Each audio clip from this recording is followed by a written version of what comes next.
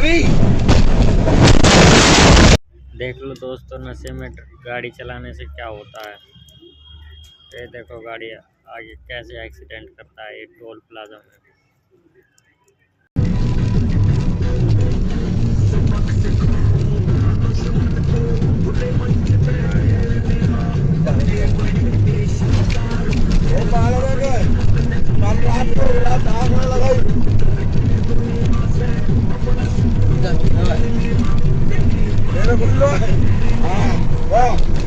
सीधा बोल रहा है, बोलो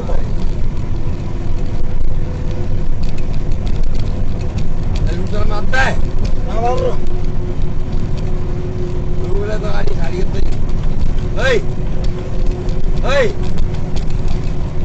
धंधा